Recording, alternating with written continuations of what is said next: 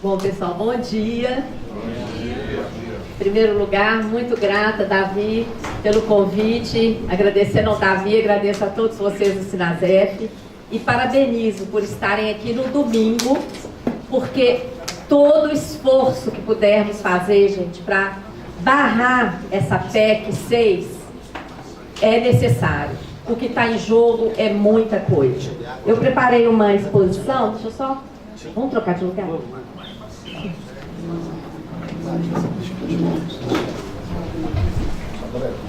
Se você quiser ficar em pé, você me dá o toque, eu vou mudando. Peraí, é desse computador aqui, não? É isso. É? Só colocar aqui na frente. Peraí, Já mas deixei tá pronto na diferente. setinha. Quem que não está no modo apresentação? Não, não está no modo apresentação. Apresentação dos Olha lá, slides. peraí, ali, está aqui, ó, apresentação dos slides. Está estranho.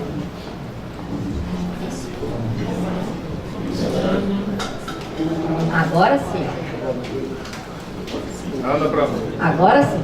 Aumentou, né? Tá bom? Não, aqui dá. Aqui dá, eu vou passando. E depois eu vou deixar, gente, essa apresentação para vocês. Vocês podem copiar, utilizar, levar para suas bases. Eu trouxe também um folheto, que acho que já está sendo distribuído aí para todos vocês. Tá certo? Trouxe a mais também para vocês levarem e reproduzirem. Antes de entrar no tema mesmo da palestra, da análise de conjuntura, do que nos trouxe a esse cenário de crise, não é? Porque nós estamos num cenário de crise, cenário. Nós, brasileiros e brasileiras, estamos sendo enganados, minha gente. Enganados. Então eu vou colocar todos os dados aqui que comprovam isso, que é muito sério fazer uma afirmação dessa. Vou colocar os dados para vocês e a necessidade de cada cidadão, cada cidadã assumir a sua cota de responsabilidade nesse momento de impedir a destruição do maior patrimônio social do Brasil, que é a Previdência Social. A Previdência Social não caiu do céu como ela é. O que está na Constituição, gente, um direito universal, um direito amplo, um direito que abrange todos e todas, não caiu do céu. Quem é jovem há mais tempo, como eu, acompanhou as discussões da Constituinte. Muitos companheiros e companheiras vieram para Brasília, dormiam escondidos em banheiros, debaixo de mesas no Congresso Nacional, porque nas terças-feiras não deixavam entrar por causa do grande tumulto. Eles vinham no domingo, eles vinham na segunda, dormiam lá dentro, inclusive idosos aposentados. Vocês acham que a gente pode entregar esse direito assim de graça? Por propaganda de um banqueiro, que olha ali o que ele diz: precisamos de 1 trilhão para ter potência fiscal suficiente para pagar a transição para a capitalização. Então é disso que se trata. O trilhão que vai deixar de ser pago em aposentadorias e em pensões vai para bancos, para pagar parte do custo de transição. Em alguns países que adotaram a capitalização, o custo de transição chegou a superar 1 PIB, teve caso que foi 2 PIBs. Se for 1 PIB, gente, é quase 7 trilhões. É um esquema. Não é à toa que o estudo da OIT mostra que de 30 países que adotaram a capitalização, 18 já desistiram. Por que a gente vai adotar algo que está dando errado no mundo inteiro? Então, esse folheto, o link está ali. Eu peço aqui publicamente apoio do Sinasef para nos ajudar a imprimir, porque esse folheto, para explicar tudo isso, que o rombo está no sistema da dívida e não na Previdência, que a reforma necessária é a que gera mecanismos que geram dívida pública, que a Previdência é o nosso principal patrimônio, que o déficit é uma mentira, que quem é privilegiado nesse país são bancos e não servidores públicos, tá? Que a crise foi fabricada pela política monetária do Banco Central, que os remédios para contornar a crise fabricada estão mais uma vez privilegiando os bancos, que não há justificativa real para a crise que estamos enfrentando, que não há justificativa real para a crise dos estados. Tudo isso, gente, foi uma montagem muito bem feita.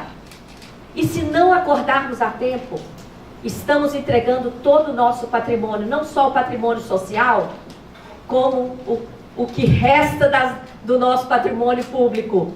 Está indo embora. Eletrobras, Petrobras, Banco do Brasil, Caixa Econômica está na mira, Casa da Moeda está na mira. Então é urgente, urgente, compreender essa situação, popularizar essa situação. Nós temos que ter o nosso povão entendendo disso. Então esse folheto ficou grande, mas ele está todo explicadinho. Quem tiver paciência para ler, em 12 páginas, vai entender o que está acontecendo no Brasil. Tá? Então, fica aí esse alerta, vamos prosseguir. Nós temos que compreender o que provocou a crise no Brasil. Eu tenho estudado isso, inclusive, em livros estrangeiros. O que provoca crise no capitalismo? Primeiro, quebra de bancos, que foi, inclusive, o que aconteceu nos Estados Unidos. Nós tivemos alguma coisa parecida com quebra de bancos aqui, gente? Pelo contrário, banco aqui no Brasil só bate recorde de lucro. Tivemos alguma peste, adoecimento da população que impediu o nosso povo de trabalhar? Não. Tivemos quebra de safra agrícola ou mineral? Pelo contrário, recordes. Tivemos guerra? Não. O que provocou a crise no Brasil?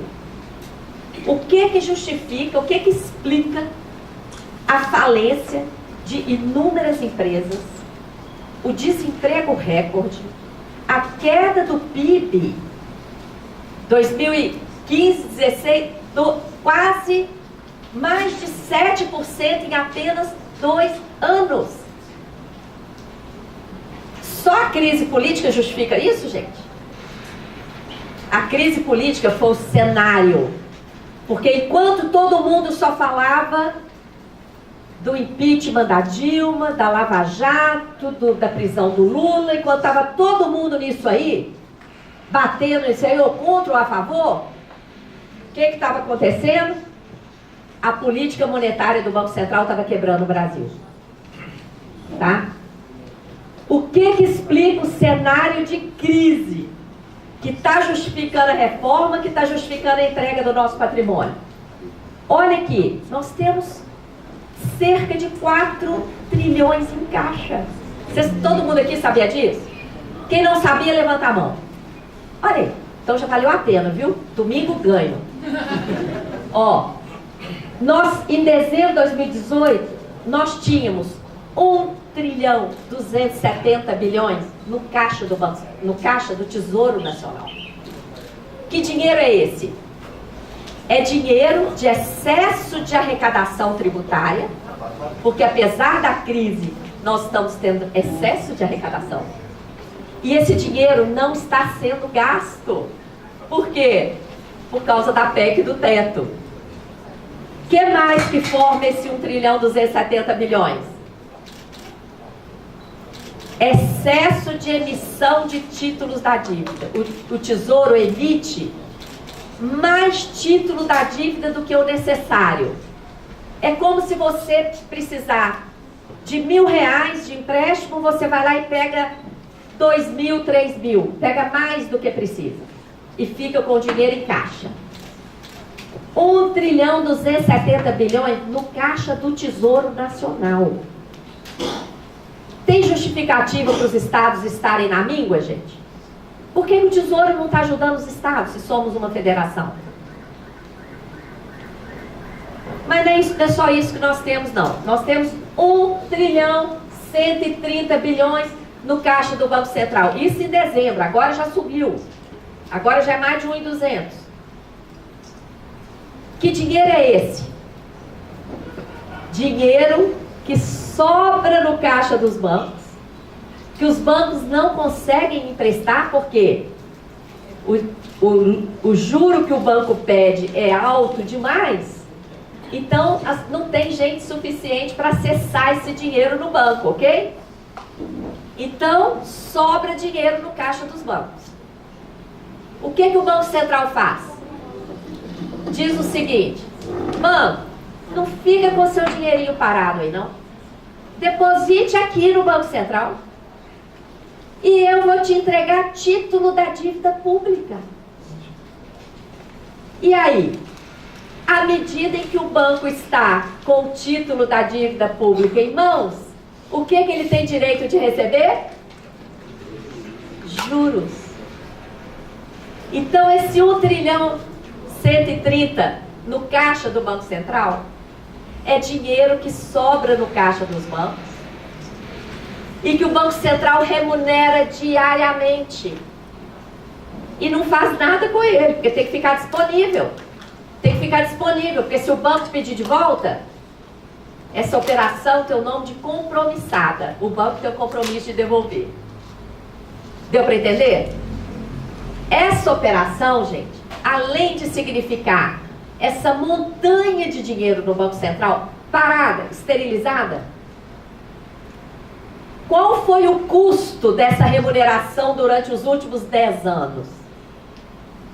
753 bilhões de reais. Se corrigir, dá mais do que 1 trilhão que o Guedes quer economizar em 10 anos. Por isso que no dia do lançamento da frente parlamentar lá na Câmara, eu mandei um recado para ele. Não precisa destruir a Previdência não, Guedes. Pare de remunerar a sobra de caixa dos bancos, que você tem 1 trilhão em 10 anos, ou mais. Tá? Para com isso. E além de ser uma operação que eleva a dívida pública, porque 1 trilhão e 200 da nossa dívida está nessa farra aqui, ó. 1 trilhão e 200 da nossa dívida está aqui. Além de aumentar a dívida pública, além de custar esses 754 bilhões para remunerar os bancos, essa operação é extremamente danosa para a nossa economia. O que vocês acham que aconteceria hoje se o Banco Central parasse de remunerar isso aí? Se esse trilhão que sobra no caixa dos bancos, o Banco Central falasse: acabou a farra, minha gente. Esse trilhão vai ficar agora aí no caixa de vocês se virem aí para investir esse dinheiro. O que vocês acham? Os bancos iam querer ficar com esse dinheiro parado no caixa dos bancos? O que eles iam querer fazer? Eles iam querer emprestar, e para emprestar eles teriam que baixar os juros. E o que seria da nossa economia irrigada com mais de 1 trilhão de reais a juros baixos? Acabou a crise. Todo mundo acompanhou isso? Olha só. Então, o que explica o cenário de crise? Vocês estão entendendo? E mais, além de ter 1 trilhão 270 no caixa do Tesouro, além de ter 1 trilhão 130 no caixa do Banco Central, nós temos quase 1,5 trilhão de reservas internacionais. Até o FMI já falou que as reservas brasileiras são exageradas, gente. É ridículo. Somem isso aí. Dá quase 4 trilhões.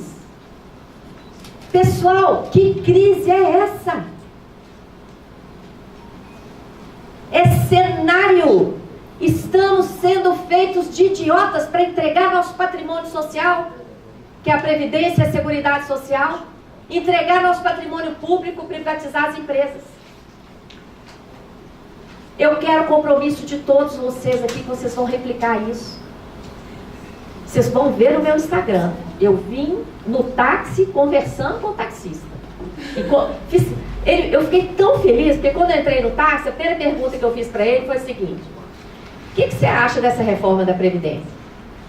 Ele falou, pelo jeito tem que fazer, né, minha senhora? Eu falei, olha aqui, não tem não. Já peguei logo um panfleto e já vim fazendo meia palestrinha lá no táxi. E de repente ele virou para mim e falou assim,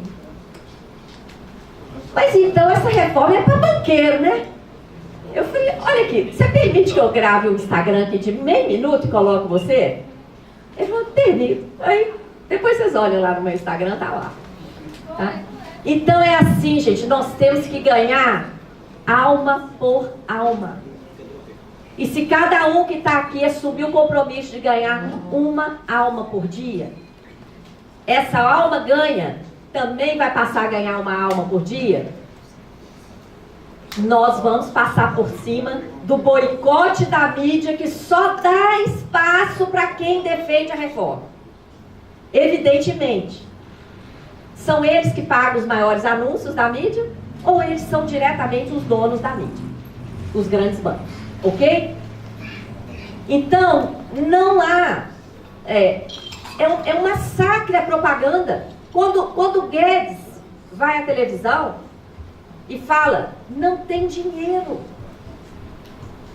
tem déficit, tem um rombo, tem um buraco, não tem dinheiro.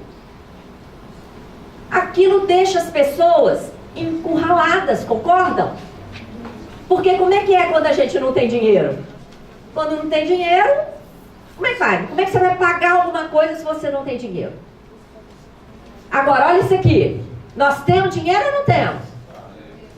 Nós temos muito dinheiro. Só que esse dinheiro está indo todo para onde? Para o lucro dos bancos. Olha lá, quando a crise estava sendo produzida em 2015, o lucro dos bancos bateu 96 bilhões de reais. E naquele ano, que o PIB caiu quase 4%, que inúmeras indústrias e empresas quebraram, que o desemprego bateu recorde, eles ainda fizeram uma reserva de 187 bi. Essa reserva de 187 bi sai do lucro. Então o lucro deles de fato foi quase 300 bilhões em 2015, quando a crise estava sendo produzida. Então, o banco produz alguma riqueza, minha gente? Não. O dono. Só.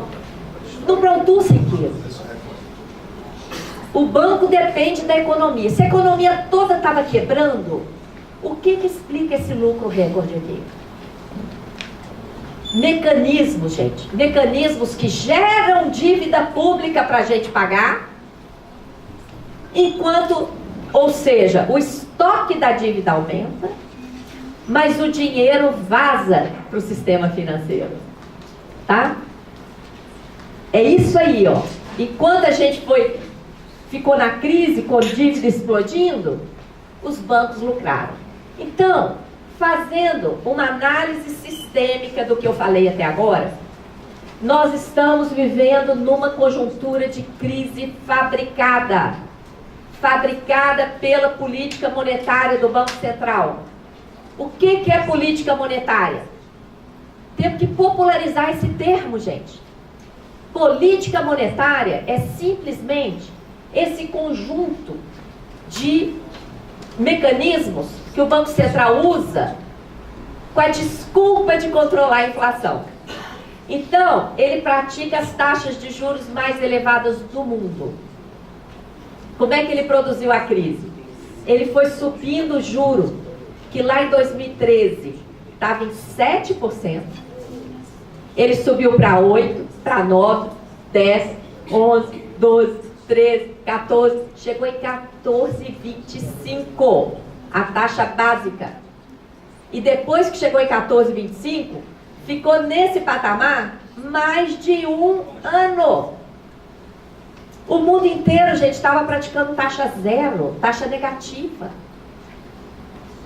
E o Brasil, a básica, 14,25%. Com a desculpa de controlar a inflação. Sendo que a inflação aqui no Brasil estava sendo provocada pelo aumento da conta de energia. Vocês lembram que a conta de luz aumentou 100% em alguns lugares? Em média no Brasil foi 60%. Vocês lembram disso? Isso que estava provocando inflação. Subir juro fez baixar a conta de luz de alguém aqui? Claro que não. Entendeu? Nem as privatizações não faz.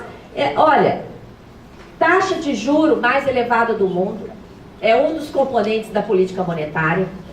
Restrição da base monetária. Olha que nome bonito. Restrição da base monetária. Isso aí nada mais é do que aceitar esse depósito da sobra de caixa dos bancos, tá? Aí eles colocam esse nome, restrição da base monetária. Quem é que entende o que é isso? Isso é para justificar a remuneração da sobra de caixa. É como se tivesse uma base monetária, como se tivesse muito dinheiro em circulação. Não, ele está provocando a escassez de dinheiro. O tal do swap cambial, que é um escândalo. É simplesmente um contrato em que o Banco Central garante a variação do dólar. Você se lembra que o dólar estava 1,50 e foi parar em 4? Lembram? Toda essa variação, o Banco Central pagou em contratos de swap cambial.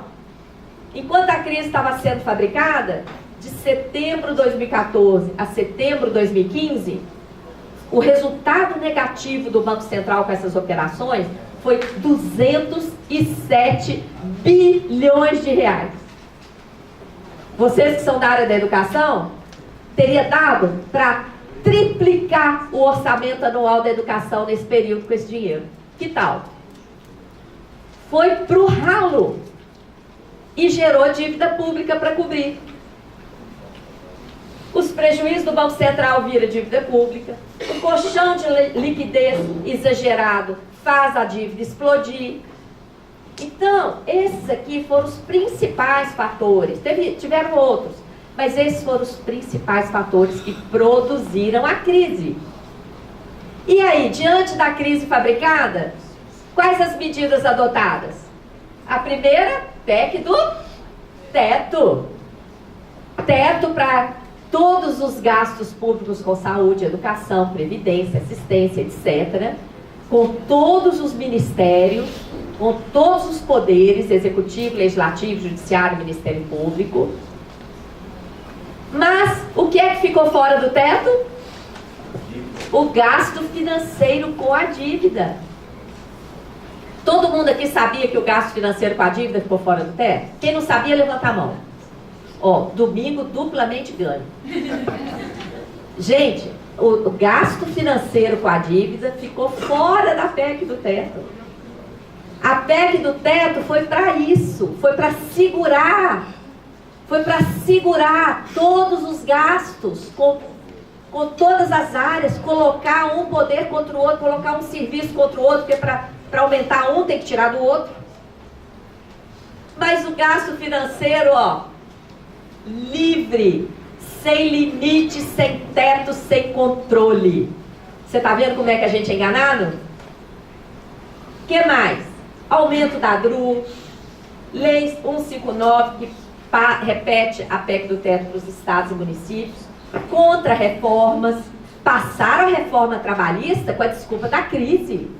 O povo está desempregado, tem que gerar emprego. Não é? Agora, por que o povo estava desempregado? Porque as empresas quebraram. Por que as empresas quebraram? Porque o juro ficou obsceno no Brasil. Enquanto o Banco Central recolhia aquele mais de trilhão lá e remunerava. Quando o empresário ia lá, precisava do capital de giro, 200% ao ano de juro, a empresa quebra. Então, já passou a reforma trabalhista, agora a reforma da Previdência, privatizações. Quanta coisa já foi privatizada, minha gente? Com a desculpa da crise. E agora o Paulo Guedes quer privatizar simplesmente tudo que ainda temos. Tudo. Tá? E não para por aí. A crise está empurrando estados e municípios para esquema fraudulento da chamada securitização de créditos públicos. Gente, olha o nome.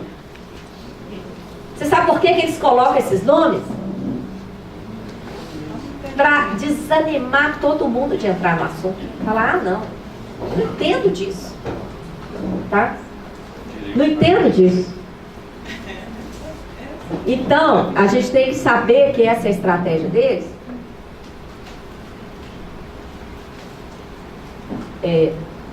Tá vendo? É uma água natural, eu preciso de uma água que não tenha gelo, porque eu tô com um pouco de... O culpado fui eu, dirigi lá. O culpado fui eu. A tal da securitização, eu vou explicar daqui a pouco. E a autonomia do Banco Central. Vocês viram que foi apresentada sexta-feira, né? Outro projeto. O que é a autonomia do Banco Central? Privatização do Banco Central, para o Banco Central ficar livre para fazer essa política monetária que ele quiser, tá? E seja quem for que for eleito presidente da República, não poderá sequer demitir um diretor do Banco Central. Vai ser um poder à parte. Então, nós vamos ter os banqueiros cuidando das finanças do Brasil do jeito que eles quiserem, independente do poder político, independente de qualquer interferência, tá? Independente da vontade do povo, isso mesmo. É isso que a gente quer? Gente, é gravíssima a tal da autonomia do Banco Central. Então, essa pauta aqui, gente, tem que ser a pauta das entidades, do movimento social, dos sindicatos, das associações. Porque se não entrarmos nessa pauta aqui, que é a causa dos problemas, nós vamos passar batido, nós vamos ser tratorados, tá? A dívida pública, que é colocada como o maior problema, tem que privatizar tudo para pagar a dívida, etc. A dívida tem crescido por conta de mecanismos que geram dívida. Olha esse dado aqui. Em 20 anos, de 95 a 2015, nós produzimos 1 trilhão de superávit primário. 1 trilhão. O que é isso, superávit primário? O que nós arrecadamos de tributo superou o que nós gastamos em toda a manutenção do Estado, em todos os serviços públicos prestados à população. Tá? E o que aconteceu com a dívida nesse período? Aumentou de 86 bi para 4 tri. Então, quando o Guedes fala, o gasto da Previdência está fazendo a dívida aumentar. Mentira! A dívida não aumentou por conta de gasto da Previdência, não, senhor. A dívida aumentou por conta desses mecanismos que geram dívida para remunerar a sobra de caixa dos bancos, gera dívida para cobrir prejuízo do Banco Central, emite título além da conta, tá? O gráfico já está aí nas mãos de vocês. Onde é que está o rombo das contas públicas, gente? No pagamento de juros e amortizações da dívida. E por que a auditoria cidadã soma juro com amortização? Porque desde a CPI da dívida nós comprovamos que a maior parte do juro está sendo contabilizado como se fosse amortização. Quando vocês entrarem na nossa página, esse gráfico está lá bem na folha, bem na capa do nosso site. Embaixo do gráfico tem um linkzinho lá, explicação. Tá? Explicação.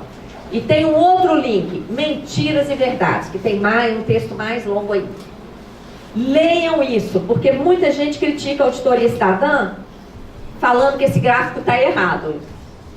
Por quê? Essas pessoas que falam que o gráfico está errado não sabem que a maior parte dos juros está sendo contabilizada como se fosse amortização.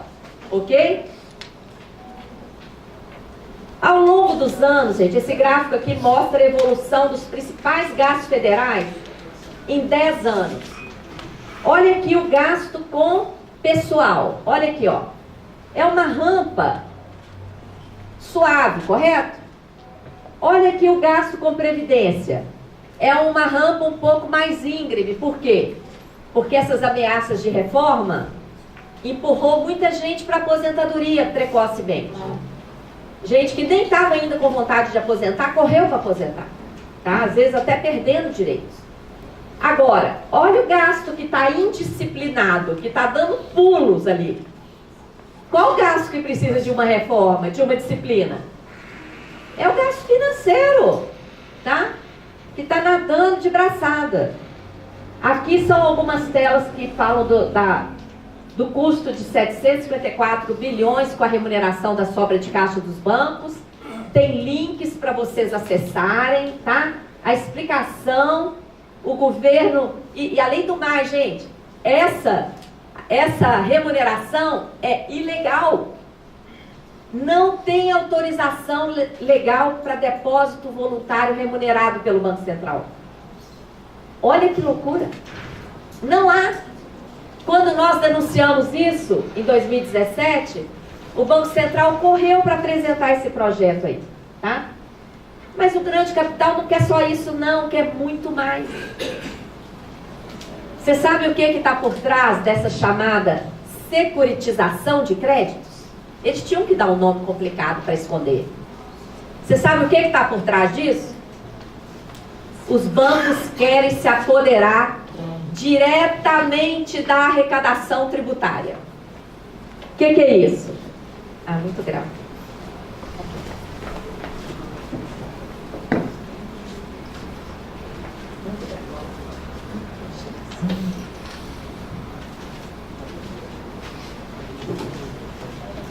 Olha esse diagrama aqui, ó. Muito grave, hein? Pega o folheto, hein? Não podemos perder nenhuma aula. Ó, os créditos pagos pelos contribuintes, todos nós, onde a gente paga os nossos tributos, gente? Onde? Quem está distraído aí? Onde é que a gente paga os nossos tributos, nosso imposto? No consumo. Mas quando você tem que pagar uma conta? Nos bancos. Então, os tributos chegam na rede bancária, ok? E como é que funciona hoje? Da rede bancária, os bancos têm que entregar o dinheiro nos cofres públicos, ok? No cofre, se o tributo é federal, vai para o Tesouro Federal, para o Tesouro Nacional. Se o tributo é estadual, vai para o Tesouro Estadual, Municipal e vice-versa, respectivamente. O que esse esquema da securitização faz? O tributo que pagamos no banco não irá mais direto para os cofres públicos. Vai ter uma trava bancária, vai ter um gargalo aqui, ó. O dinheiro, os contribuintes pagam na rede bancária, da rede bancária, um gargalo aqui de um conjunto de contas vinculadas, e dessas contas vinculadas, só uma parte vai chegar aos cofres públicos, a outra parte vai ser desviada. Vocês já viram coisa mais grave do que essa? Um sequestro de recursos durante o percurso pela rede bancária. Por isso, nós contamos com o apoio do Sinasef para divulgar os materiais sobre o PLP 459, que quer legalizar esse esquema, tá? PLP 459 de 2017. É muito importante incluir na pauta aí da comunicação do Sinasef essa denúncia de que o mercado financeiro quer se apoderar, já se apoderou da maioria do patrimônio nacional, quer se apoderar do patrimônio social e quer se apoderar do dinheiro arrecadado. Que tal? A reforma que nós precisamos, gente, é do sistema que gera dívida, por meio dos mecanismos, todos que eu já comentei aqui, de transformação de dívida privada em pública, de praticar juros elevados, de contabilizar juros como amortização, prejuízos de swap, remunerar a sobra de caixa dos bancos, emissão excessiva de títulos, prejuízo do Banco Central, etc. Bom, nesse cenário de crise produzida, o Bolsonaro quer apresentar 7 reformas. Quer não, já está apresentando 7 reformas. A mais grave delas é a Previdência, que mexe com o nosso principal patrimônio social, não é? Como eu falei no início, a lei de garantia de aposentadoria socorre as pessoas dos eventos de doença, invalidez, morte, idade avançada, maternidade, desemprego, salário família, auxílio reclusão, pensão por morte. Com a capitalização, minha gente, cada um vai se virar com a sua continha bancária. Tudo isso aqui desaparece. Como eu falei no início, isso aqui não caiu do céu e não podemos entregar esse patrimônio sem luta, não. Tá? Nós vamos ter que lutar muito para segurar isso aqui. E esse modelo, ele é importante para as pessoas. Vocês imaginem uma pessoa que ficou inválida se não tiver a Seguridade Social. As viúvas, os trabalhadores rurais, os miseráveis que nunca conseguiram um emprego digno. Vocês já imaginaram a barbárie que vai ser sem a Seguridade Social nesse país? Desigual? E isso é importante não só para as pessoas, como para mais de 70% dos municípios brasileiros. O volume de recursos da Seguridade Social que chega nas mãos das pessoas supera o fundo de participação dos municípios. E o dinheiro que chega nas mãos das pessoas não vai para especulação, como o dinheiro da capitalização. O dinheiro que chega nas mãos das pessoas, ela vai à feira, o feirante compra de um agricultor, aquele agricultor vai numa lojinha e compra uma roupa para o seu filho, compra um livro para o seu filho que está na escola, compra um material escolar. O dinheiro circula na economia. Então, se essa reforma passar, em vez de ter uma melhoria da economia, como o Guedes fala, nós vamos ter mais lucro ainda de bancos e nós vamos ver os municípios brasileiros empobrecendo e as pessoas à míngua, tá? Não cabe falar em déficit. Gente, quem fala em déficit da Previdência nunca leu o artigo 195 da Constituição Federal. O artigo 195 fala que a Seguridade, que é Previdência, Assistência e Saúde, será financiada pelos orçamentos públicos e pelas contribuições. Tem muita gente falando que, não, até 2015 as contribuições deram conta, mas a partir de 2016 tem déficit. Não tem, não. Leiam o artigo 195. Está lá prevista a participação do orçamento público. O que a gente tem que dizer é o seguinte: até 2015, a arrecadação das contribuições deu conta de todo o gasto e nem precisou da participação do governo. O governo recebeu a sobra e usou a sobra, principalmente para pagar juros da dívida. A partir de 2016, não teve sobra mais de arrecadação das contribuições. Por que não teve sobra? Por causa da crise fabricada, em primeiro lugar, porque empresa quebrada não contribui, desempregado não contribui, informal não contribui. Segundo, desonerações. Quando o juro estava ficando alto demais por causa da fabricação da crise e as empresas estavam quebrando, em vez da Dilma enfrentar de novo e mandar baixar o juro, o que ela fez? Deu desoneração. Falou para vários setores: você não precisa pagar não, agrobusiness. Você não precisa pagar não, montadora. Você não precisa pagar. Agora, isso aí beneficiou alguns setores só. Aqueles que efetivamente precisavam de crédito, quebraram. Tá? A DRU foi outra coisa que afetou. Agora, a sobra de recursos é impressionante. E o que o governo está fazendo com a reforma tributária? Uma nova que foi apresentada semana passada, mas a que estava lá também já fazia a mesma coisa. Transforma as contribuições sociais em imposto. O que acontece quando você transforma contribuição em imposto? Você acaba com a vinculação. Enquanto é contribuição, o dinheiro financia a Seguridade Social. Quando muda a natureza do tributo, deixa de ser contribuição e passa a ser imposto, acaba a vinculação. Então a reforma tributária, ela também é uma reforma da Previdência, ela mexe no financiamento da Seguridade Social. Tá? É mais uma coisa para o Sinasef ficar atento aí, de bater também nessa reforma tributária que está sendo apresentada. No caso de servidores públicos também, gente, não há que falar em déficit. A Constituição classificou o regime dos servidores públicos em outro capítulo. Por quê? Porque é uma relação de trabalho profissional permanente, dependente, de natureza estatutária, imposta unilateralmente pelo Estado. Todo mundo aqui fez concurso. Quando vocês fizeram concurso, vocês puderam discutir a regra?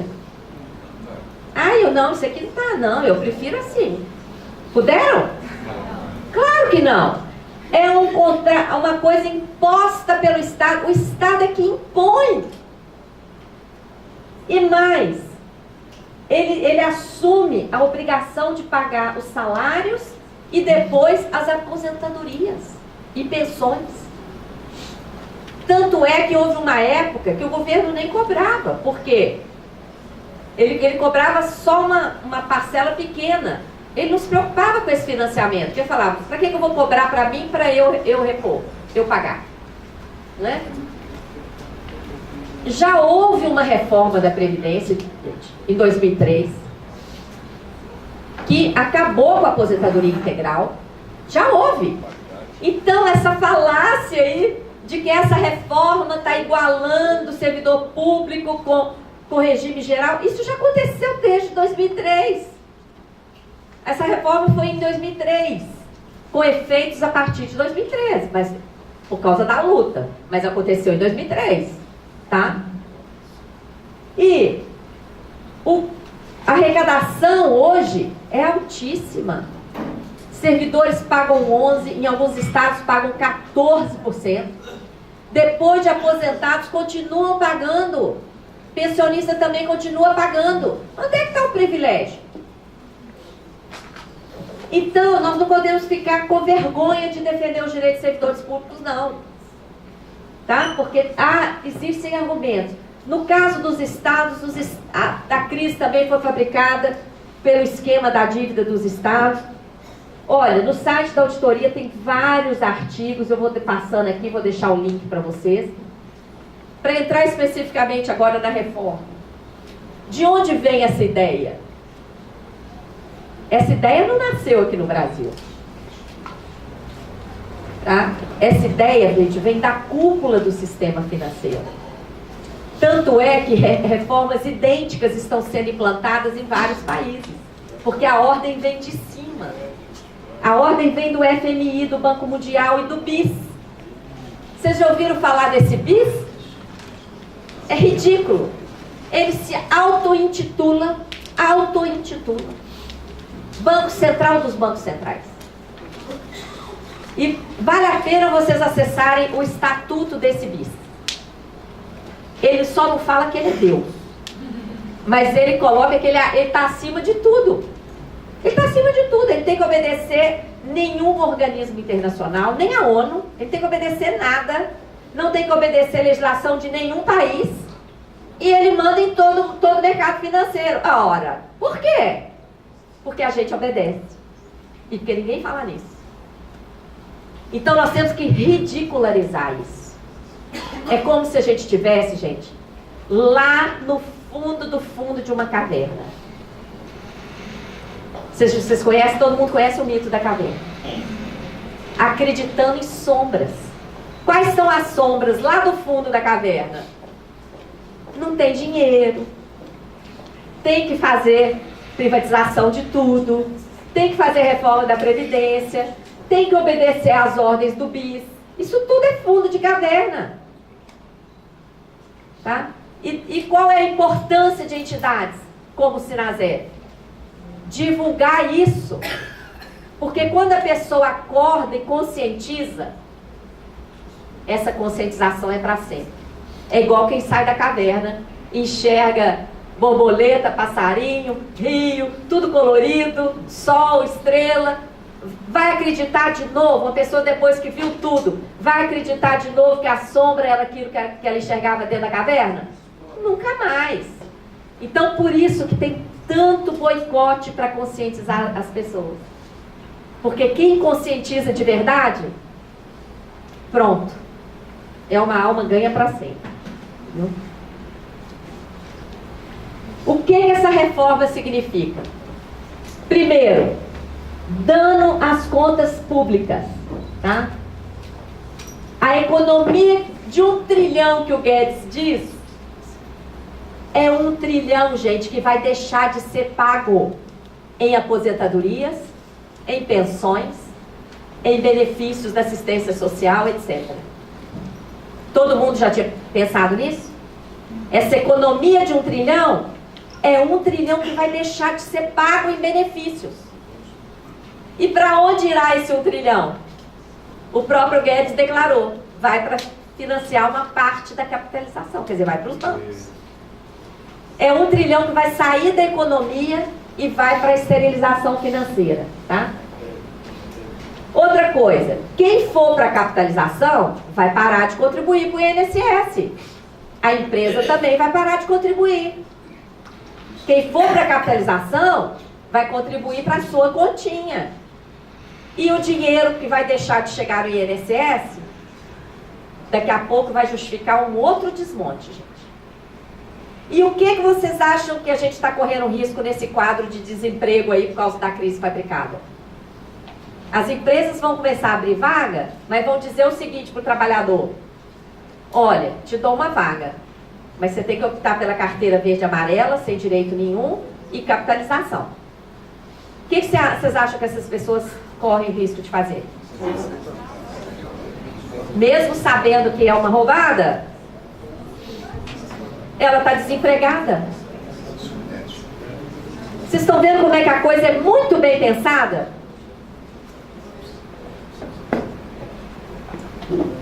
O Guedes não revela o elevado custo de capitalização. Lá na CCJ, vários parlamentares perguntaram. Ele não respondeu. Terça-feira, eu fiquei lá no corredor lá da Câmara até quase 10 da noite, distribuindo esse panfleto que eu distribuí aqui para vocês. Lá, e a CCJ briga e funcionando.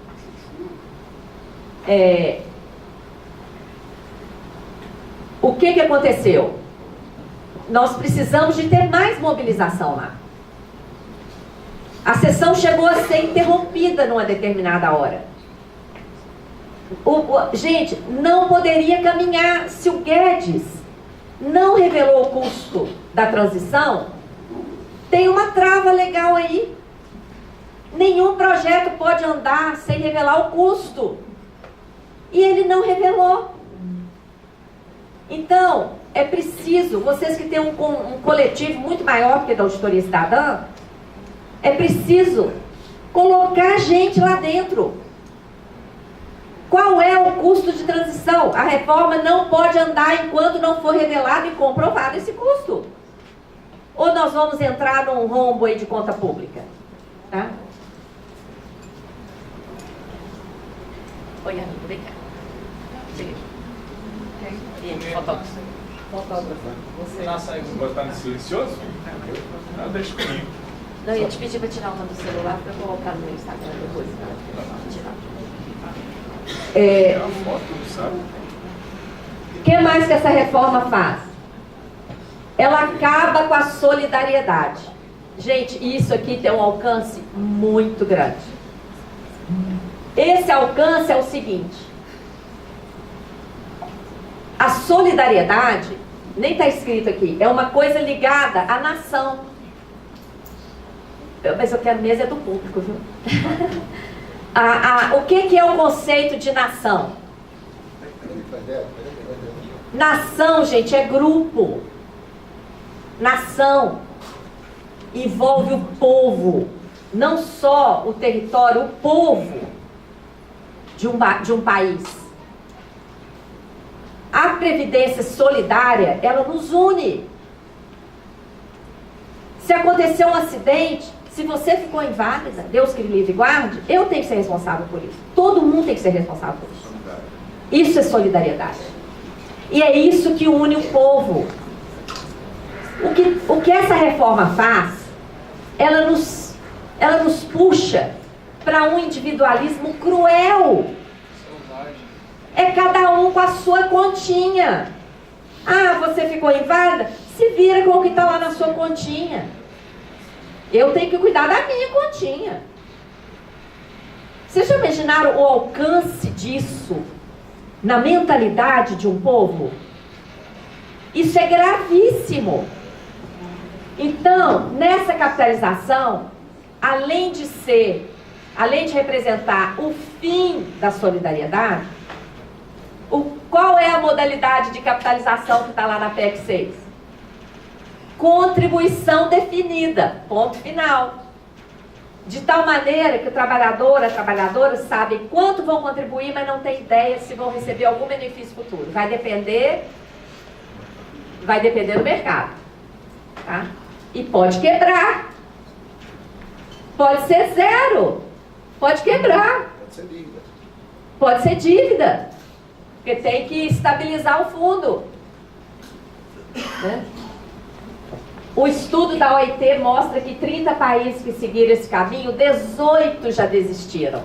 Esse estudo está na página da Auditoria Cidadã, vocês podem acessar. É insustentável, isso aqui eu já falei, a arrecadação do INSS vai parar de chegar. Ela traz uma insegurança enorme, tem mais de 30 vezes na PEC. E isso vai ser disciplinado por lei complementar. Lei complementar dirá papapá. Que lei complementar? Cheque em branco. Essa PEC é cheque em branco, porque ela tira a nossa segurança da Constituição e não diz o que vai entrar no lugar. E mais, depois que tira da Constituição, é muito mais fácil mudar e desmontar mais ainda. Aumenta a idade para aposentadoria no mínimo para 65 anos homem e no mínimo 62 mulheres. Gente, isso aí é o mínimo. A PEC está cheia de gatilho. Não há em nenhum outro país essa idade mínima móvel. O que estão implantando aqui no Brasil é mais cruel do que o que existe no mundo inteiro. Tá? Ou seja, você acha que você vai aposentar com determinada idade, aumentou a expectativa de vida, já não é mais aquilo. Aí quando você chega lá, já aumentou de novo.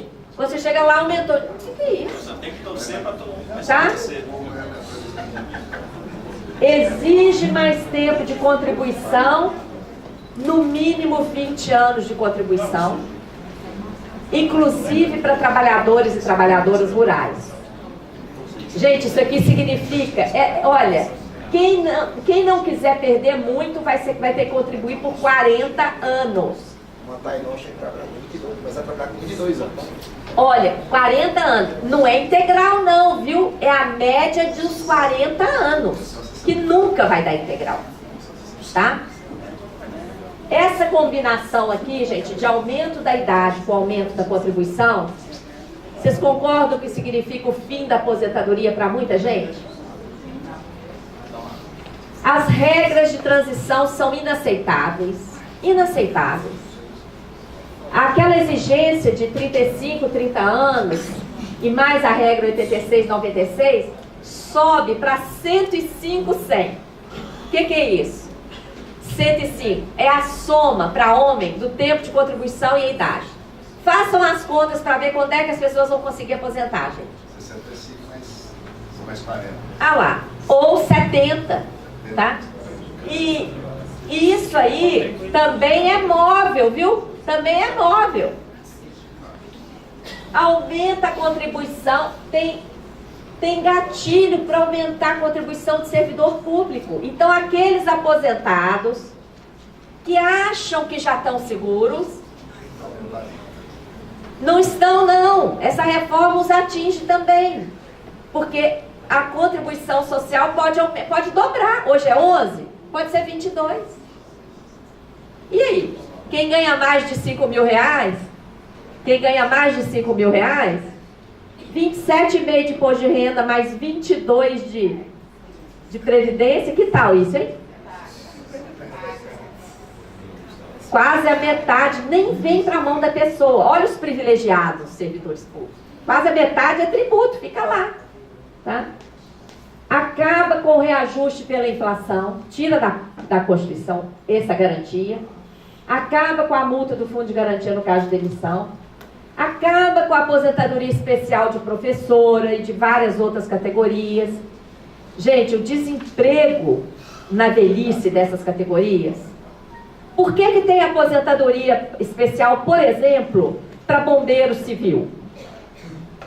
Vocês já imaginaram a casa de vocês pegando fogo no quarto andar e um bombeiro civil de 65 anos subir a escada Magiro com a mangueira na mão?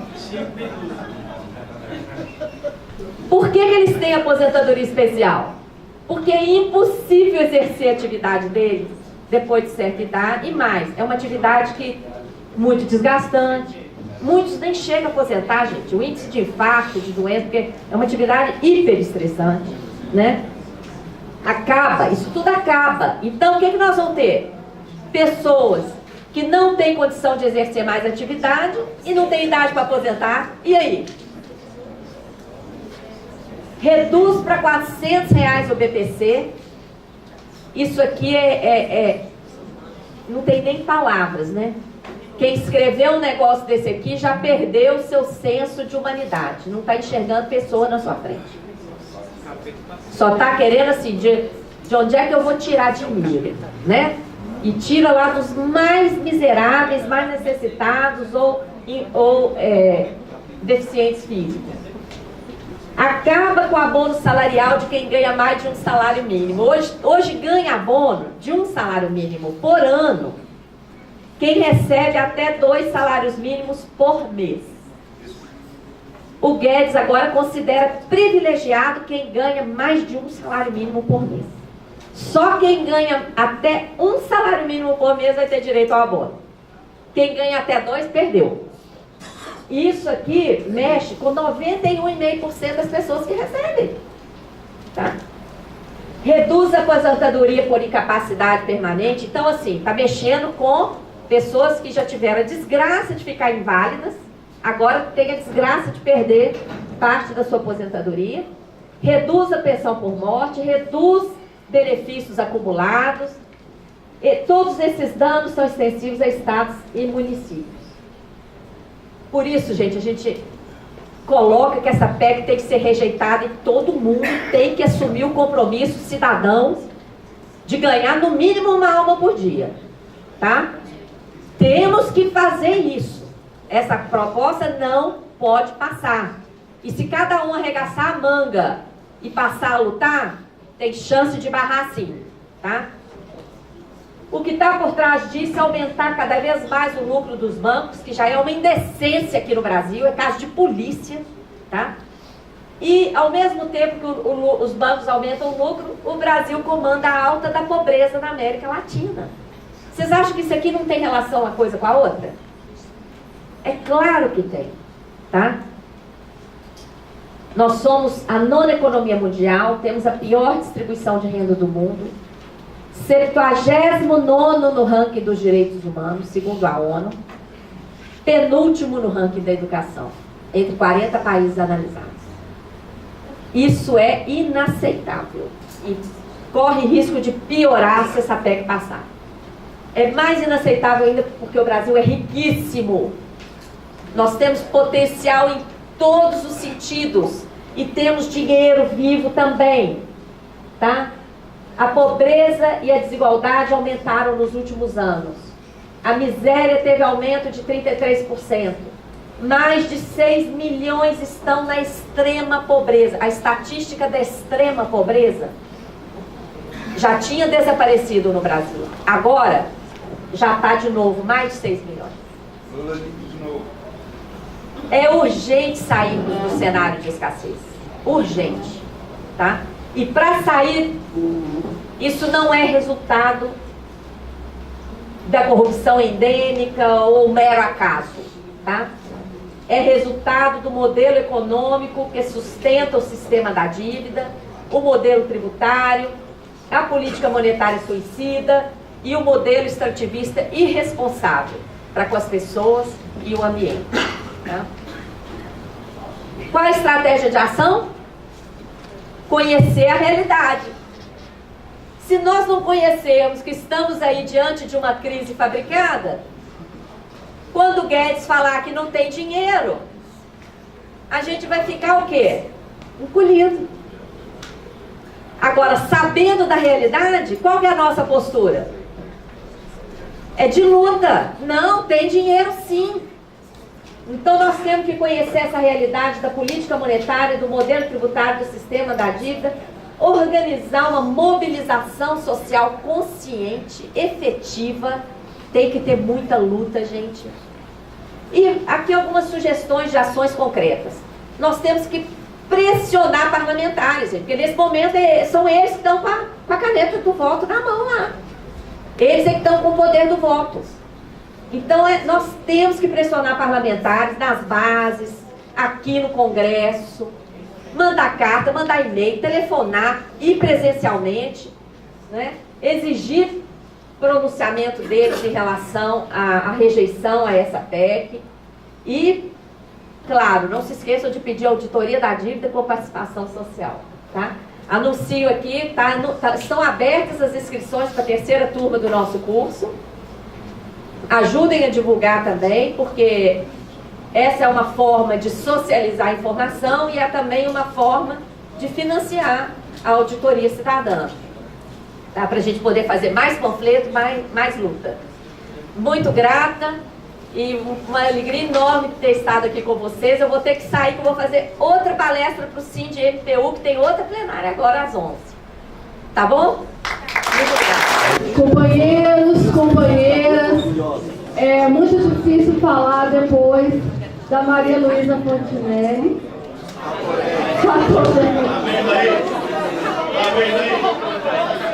É muito difícil falar depois da Fatorelli, não tem que confundir aqui, porque realmente eu fui obrigada a Maria Luísa Fatorelli. Gente. É a maldição. Vou chegar preso por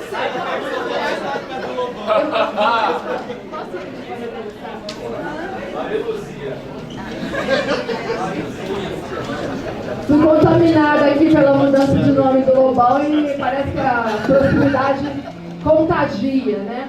Então peço desculpas à companheira, mas é a proximidade aqui que está contagiando. Então vamos lá. O outro fator eu quero registrar aqui também é que eu fui comunicada pela coordenação geral somente hoje dessa tarefa. Então quero apresentar aqui uma reclamação, porque evidentemente uma análise de conjuntura preparada, ela é melhor para nós, com certeza, e ajuda a armar mais a luta. Falo aqui em nome da CSP com Lutas, na qual eu e Lobão estamos na Executiva Nacional. E aí, diante do adiantado da hora, que nós temos apenas um dia, vamos reduzir bastante a apresentação para 10 minutos. Preferimos, inclusive, tentar acabar antes, porque nós temos que fazer a análise nesse período agora, antes do almoço, todos nós. Então, vamos fazer uma análise bastante reduzida, apenas para nos armar para o enfrentamento do próximo período. Então, nós estamos agora com 100 dias do governo Bolsonaro. E nesses 100 dias, nós estamos diante de uma crise desse governo. Esse governo, ele tem 3 frações que ainda estão se digladiando, procurando cada uma delas encontrar o controle do governo. Então nós temos a fração militar, é a fração militar que está ocupando diversos postos no governo e tutelando rigorosamente o governo. Então nós temos uma tutela militar nesse momento, ocupando diversos postos estratégicos do governo. Então essa é a primeira fração, pronta aí a entrar em ação se for necessário, se o governo perder o controle. Temos a fração chamada de olavistas, que é o combate, cuja principal tarefa é o combate ao marxismo, que eles chamam de marxismo cultural. Então, a fração olavista foi a fração dos filhos do Bolsonaro, a fração que organizou a eleição do Bolsonaro, que colocou o jabuti em árvore. O jabuti está em árvore e foi colocado por essa fração de combate ao marxismo cultural, a fração de Olavo de Carvalho, a fração que dá o combate a nós, em primeiro lugar.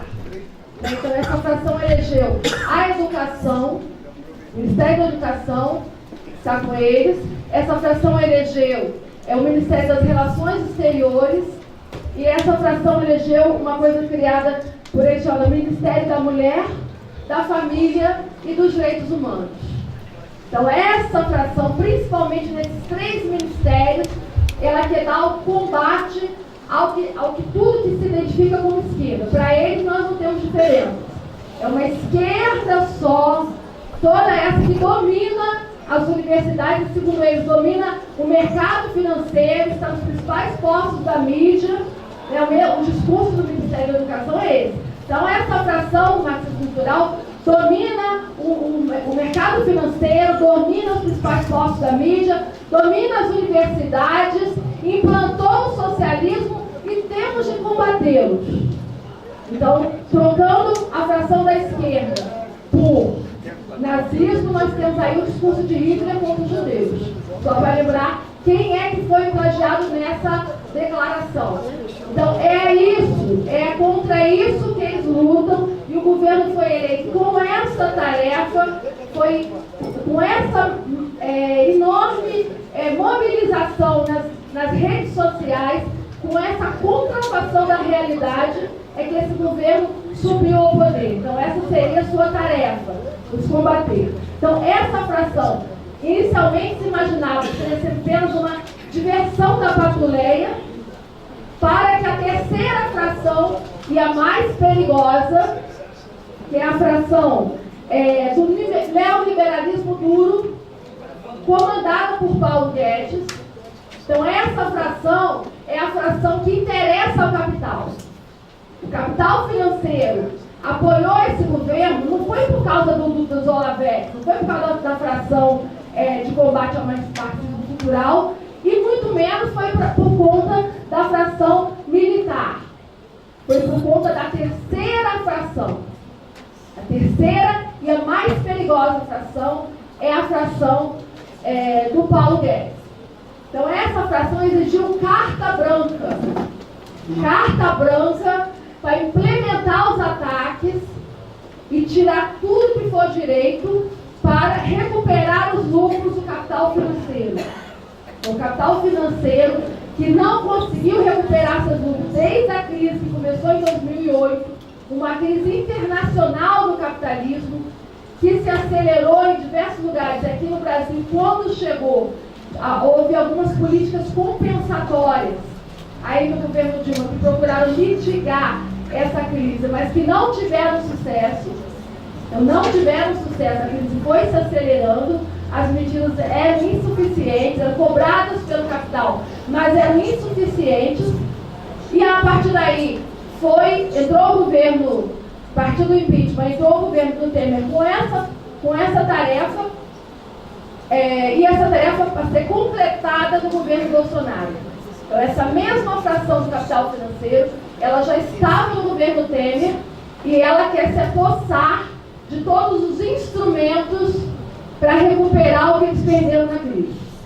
Porém, essa fração está sendo atrapalhada pela fração de combate ao marxismo cultural. Por quê? Porque a fração de combate ao marxismo cultural gera crise no Congresso. Então, essa fração gerou crise pelas atrapalhadas deles mesmos, pela crise com o principal comandante do Congresso, que é o Rodrigo Maia. O Rodrigo Maia tem um poder muito grande e não foi eleito pelo Bolsonaro. O Bolsonaro tinha outra candidatura. Então, eles estão brigando entre si. A briga deles entre si abre uma crise. O governo Bolsonaro chega aos 100 dias de governo enfrentando uma grande crise. E essa grande crise do governo, ela abre uma janela para intensificarmos nossas lutas, apesar da mudança de qualidade nesse momento da nossa resistência. Então nós sofremos um grande ataque, né, com essa subida ao poder desse governo neofascista. E esse neofascismo, ou proto-fascismo, ou o que quiserem dar, eles vêm com uma sustentação militar capaz de cercar os canais de resistência com uma grande repressão. Então nós temos isso em mente. A capacidade de repressão a eles ao movimento, e aí temos uma fração policial e judiciária unificada no governo, comandada por Moro, e essa fração tem um projeto de criminalizar todas as resistências. Então esse é o lado do governo que está cumprindo as promessas. Esses projetos de criminalizar as resistências, de implantar situações em que não há processos contra a repressão da polícia, a repressão do exército, e nós temos visto isso ser implementado especialmente no estado do Rio de Janeiro. Nós temos um governo que está alinhado com essa visão do Moro, que é atirou primeiro e pergunta depois. Aí eu quero registrar o assassinato, a execução de uma família negra. A família foi executada dentro de um carro com a ordem de atirar por 80 tiros. Não foi engano. Não foi engano. E é projeto desse governo. Atira primeiro. O extermínio dos pobres, o extermínio dos negros, o extermínio dos sindicatos, o extermínio de toda resistência é legalizado. O governo Bolsonaro não deu uma palavra em relação a essa execução. Nós temos que registrar que isso é política desse governo. Não duvidem que o mesmo possa acontecer conosco nas ruas. E isso não deve ser motivo para não lutarmos. Mas a política desse governo é a execução, é um estado policial implementado aí por essa fração, porque o grau de ataque desse governo só poderia ser implantado em clima de uma ditadura militar. O projeto de reforma da Previdência, da qual eu não vou entrar em detalhes, inclusive porque o tempo já está terminando, e a Maria apresentou aí brilhantemente. Esse projeto, o grau de ataque dele, só poderia ser implantado com uma tutela militar e no regime militar. Para ele ser implantado no regime de democracia, é uma democracia muito entre aspas. Os instrumentos estão todos apostos, inclusive o vice-presidente, para assumir o governo em caso de crise. Está aí como se aquecendo no banco, né? Então esse fator está fortalecido no governo. Um governo tutelado. Então, as crises da segunda fração, né, inclusive o envolvimento de alguns integrantes, que são os filhos do Bolsonaro, as denúncias de envolvimento desses integrantes com a milícia no Rio de Janeiro, né, nós temos aí, não são apenas indícios, são muitos que eles homenagearam a milícia, deram medalhas na Assembleia e na Câmara a integrantes da milícia, inclusive alguns presos, que estão presos, foram condecorados pelo governo do Rio de Janeiro. Então não são apenas indícios. Esse envolvimento, a investigação desse envolvimento, tudo isso são fatores de crise no governo Bolsonaro. Esses fatores de crise podem gerar uma situação que vá fazer a fração militar intervir. E eles não hesitarão. Vamos lembrar que o Bolsonaro ele foi colocado na reforma com 33 anos de idade, por questões não divulgadas no Exército. Então, essas questões, eles têm essa carta branca, né, caso a situação do governo chegue a uma crise, e essa crise, no caso, provocada por eles, mas que tem que levar a uma grande resistência nossa. Então, no dia que o projeto da reforma da Previdência chegou ao governo, chegou à Câmara, no dia 20 de fevereiro, houve a Assembleia Nacional da Classe Trabalhadora, no mesmo dia, para organizar a nossa resistência. E a nossa resistência, apesar da derrota que sofremos, tem que ser forte, tem que ser arrancada da luta, tem que ser arrancada das bases. Então, é muito importante cumprir essas tarefas que a Fantorelli apresentou aí, que é primeiro conhecer o projeto, conhecer o grau de ataque, trabalhar nas bases contra a enorme propaganda do governo, porque o governo está usando todo o dinheiro que tem para fazer uma propaganda dessa reforma da Previdência. Então nós temos que contra-atacar, porque do nosso lado está ainda a população. Então nós temos ainda uma maioria da população que é contra a reforma da Previdência. Esse elemento diminuiu. Nós tínhamos, no governo passado, na reforma do Temer, e esse é muito mais duro da reforma do Temer, mais de 80% contra a reforma da Previdência. Agora nós temos entre 50% e 60% contrários. Então eles avançaram, companheiros. Eles avançaram na propaganda. Então nós temos que avançar na reação. Temos que avançar na resistência. Temos que avançar no trabalho de base. Temos que esclarecer muito e chamar para a luta, ocupar as ruas. Então foi muito importante a reação da classe trabalhadora, né, a luta da classe trabalhadora no dia agora 22 de março. Então, em várias capitais, em vários estados, em especial o destaque para o estado de São Paulo, onde nós tivemos 70 mil na rua, né, então essa resistência do estado de São Paulo foi muito grande. No Rio de Janeiro nós tivemos 15 mil nas ruas, em diversas capitais nós tivemos lutas muito importantes.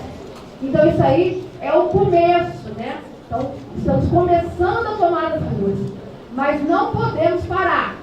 Inclusive, não podemos nos intimidar com os ataques ao movimento sindical exatamente para nos imobilizar. Então, já falamos diversas vezes, já registramos o ataque que representou a MP 873 nas nossas entidades, e ele foi feito exatamente com o intuito de nos tirar das ruas, com o intuito de mobilizar os sindicatos. Porque mexer no caixa dos sindicatos é dificultar e muito a luta. E nós precisamos mobilizar em todo o país. Nós precisamos fazer a propaganda contra essa reforma. Nós precisamos divulgar nossos panfletos. Nós precisamos divulgar o abaixo-assinado contra a reforma da Previdência.